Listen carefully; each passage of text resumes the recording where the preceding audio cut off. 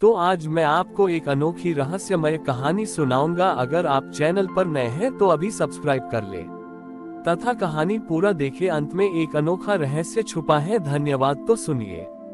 प्राचीन समय में हिमालय की तलहटी में शैलपुर नाम का एक गांव था। वहां के लोग अपनी कठिन तपस्या के लिए जाने जाते थे। उस गांव का सबसे प्रतिष्ठित तपस्वी था सोमनाथ। सोमनाथ का मानना था कि भक्ति जितनी भारी और कठिन होगी, महादेव उतने ही प्रसन्न होंगे। उसने संकल्प लिया कि वह महादेव के मंदिर तक एक विशाल पत्थर का खंड अपने कंधों पर उठाकर ले जाएगा और उसे शिवलिंग के रूप में स्थापित करेगा। पत्थर इतना भारी था कि उसे उठाने के लिए 10 लोगों की शक्ति छोटी ही चाहिए थी, पर सोमनाथ ने उसे अकेले उठाने का हठ किया। वह पसीने से लथपथ कांपते पैरों के साथ हर दिन कुछ इंच आगे बढ़ता। लोग उसकी इस कठोर साधना को देखकर जय जयकार करते। उसी गांव में नन्ही नाम की एक छोटी अनाथ बच्ची रहती थी।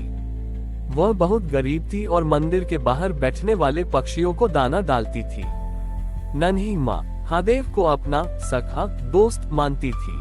उसके पास कोई भारी पत्थर या कीमती वस्तु नहीं थी। वह रोज रास्ते में गिरने वाले मदार के सूखे पत्तों को बीनती और उनसे छोटी छोटी नावें बनाकर पास के झरने में तैराती। वह कहती, सखा महादेव, ये नाव मेरे संदेश आप तक ले जाएगी। एक दिन सोमनाथ अपने भारी पत्थर के साथ मंदिर की आखिरी सीढ़ी पर पहुंचा। उसका शरीर जवाब दे रहा था, पर उसका अहंकार चरम पर था। उसने चिल्लाकर कहा, महादेव देखो, मैं आपके लिए कितना विशाल और भारी उपहार लाया हूँ। अब प्रकट होइए। उद्धरण चिन्ह। उसी समय नन्ही भी वहां आए। उसके हाथ में मदार के पत्तों से बनी एक छोटी सी नाव थी, जिसमें उसने एक जंगली फूल रखा था। उसने उसे शिवलिंग के पास रख दिया। अचानक एक विचित्र घटना हुई। सोमनाथ का वह विशाल पत्थर, जो अब तक उसके कंधों पर था, अचानक इतना भारी हो गया कि सोमनाथ उसके नीचे दबने लगा। वह चीखने लगा, प्रभु, यह क्या? मैं तो आपके लिए ये लाया था, यह मुझे मार क्यों रहा है? तभी शिवलिंग से एक मंद प्रकाश निकला और महादेव एक साधारण चरवाहे के रूप में प्रकट हुए। उन्होंने एक हाथ से नन्ही की वो पत्तों वाली नाव उठाए और वह हवा में तैरने लगी।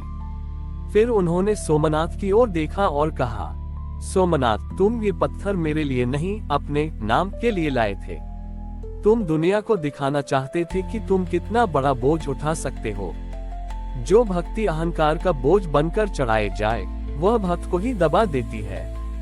लेकिन नन्ही का ये पत्ता रुई से भी हल्का है, क्योंकि इसमें मैं का भार नहीं है। महादेव ने नन्ही के सिर पर हाथ रखा और वह पत्ता देखते ही देखते सोने के पारिजात फूल में बदल गया। सोमनाथ का पत्थर मिट्टी में मिल गया। महादेव ने समझाया कि ईश्वर को वस्तुओं का वजन नहीं, हृदय का हल्कापन चाहिए। सोमनाथ की आंखें खुल गईं। उसने जान लिया कि कठोरता और हठ भक्ति नहीं है, सहजता और सरलता ही शिवत्व है। उस दिन से शैलपुर के मंदिर में बड़े पत्थरों के बजाय भाव की पूजा होने लगी। भक्ति वह नहीं है जो आपको थका दे या आपको दूसरों से श्रेष्ठ दिखाए। सच्ची भक्ति वह है जो आपके मन को इतना हल्का कर दे कि आप संसार के हर जीव में ईश्वर की मुस्कान देख सकें। सोमनाथ का अहंकार उस मिट्टी में मिल चुके पत्थर के साथ ही दफन हो गया था। महादेव के शब्दों ने उसके अंतर्मन को झकझोर दिया था। उसने अपनी भारी जटाएं कटवा दी और नन्ही के पास जाकर हाथ जोड़कर खड़ा हो गया। उसने पूछा, नन्ही, मुझे भी सिखा दे कि महादेव के साथ सखा जय सा रिश्ता कैसे बनाया जाता है। मैं तो बस बोझ ढोना जानता था। नन्ही ने मासूमियत से मुस्कुराते हुए कहा, बाबा, महादेव को पाना तो बहुत आसान है। बस ये भूल जाओ कि तुम कुछ कर रहे हो और यह याद रखो कि जो हो रहा है वह वही कर रहे हैं। उसी समय गांव पर एक नई विपत्ति आन पड़ी। शैलपुर की पहाड़ियों के बीच एक बहुत बड़ा बांध था जो सदियों पुराना था।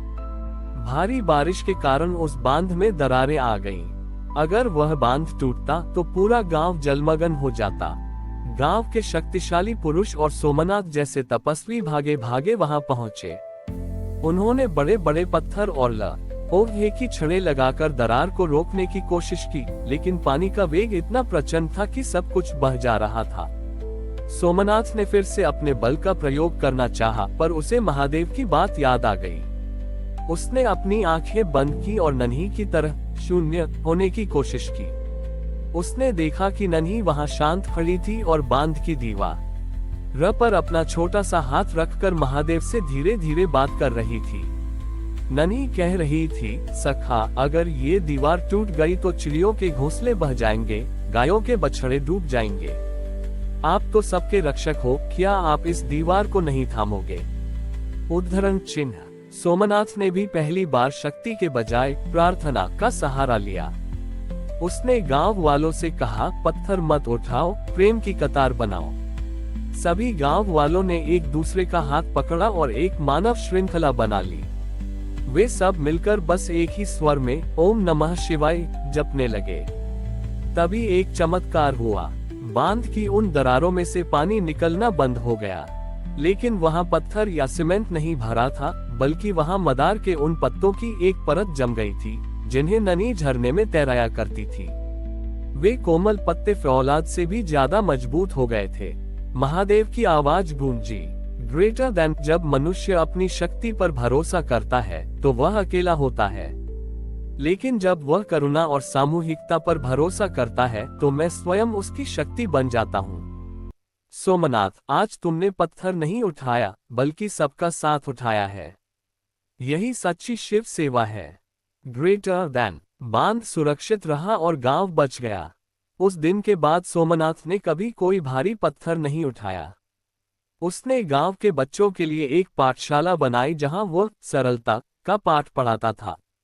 नन्ही की वो पत्तों वाली नाव आज भी उस झरने के पास एक शिला के रूप में स्थापित है, जो लोगों को याद दिलाती है कि समर्पण में वह शक्ति है जो पहाड़ को भी रुई बना सकती है और रुई के पत्तों को पहाड़ जितनी मजबूती दे सकती है। हमारी और भी आध्यात्मिक एवं अनोखी कहानियां देखने के लिए हमारे चैनल पर जाएं तथा धार्मिक एवं पौराणिक अनोखी कहानियां हमारे चैनल पर है। कृपया जाके देखें तथा हमारे चैनल को सब्सक्राइब करके रखें और वीडियो लाइक जरूर करें। धन्यवाद।